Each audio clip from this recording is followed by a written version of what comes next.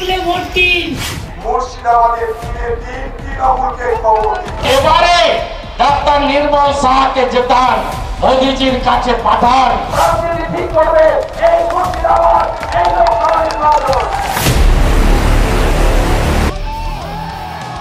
দুদিন পরেই ভোট বহরমপুর লোকসভা কেন্দ্রে। তার আগে শুরু হয়েছে কেন্দ্রীয় বাহিনীর রুট মার্চ।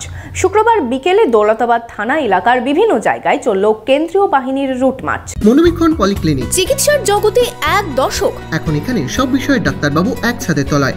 ফোন করুন 7477799515 এই নম্বরে। ভোটের নিরাপত্তায় মুর্শিদাবাদের বহরমপুর লোকসভা কেন্দ্রে বাড়তি নজর নির্বাচন কমিশনের। মালদা ও মুর্শিদাবাদে তৃতীয় দফায় ভোট মিটেছে শান্তিপূর্ণভাবেই। আর কয়েকদিন পরেই চতুর্থ দফায় ভোট রয়েছে বহরমপুর লোকসভা কেন্দ্রে। ইতিমধ্যেই এই কেন্দ্রে কেন্দ্রীয় বাহিনীর সংখ্যা বাড়িয়েছে নির্বাচন কমিশন। কেন্দ্রীয় বাহিনীর জওয়ানেরা শুরু করেছে বিভিন্ন জায়গায় টহলদারি ও রুট মার্চ। শুক্রবার বিকেলে কেন্দ্রীয় বাহিনীর রুট মার্চ দেখা গেল দৌলতাবাদ থানা এলাকায়।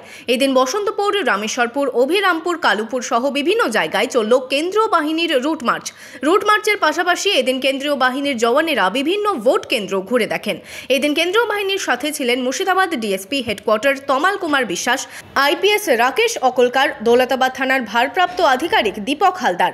সামনে 13 তারিখ আমাদের 4th ফেজের নির্বাচন আছে, তো সেই জন্য এখানে আমরা সিবিএম রুট মার্চ করছি। আমাদের রুটটা আছে রামেশ্বরপুর থেকে বসন্তপুর, বরবকপুর, পুরন্দরপুর, চুয়াডাঙ্গা দক্ষিণপাড়া, চুয়াডাঙ্গা উত্তরপাড়া, কালুপুর ফরাজিপাড়া, কালুপুর মাঠপাড়া, নওদাপাড়া, অভিরামপুর এবং গোপীনাথপুর হয়ে তারপরে আমাদের থানা এলাকায়, এবং এরপরে আমরা ছুটিপুর মোড়টাতেও একবার ঘুরে নেব।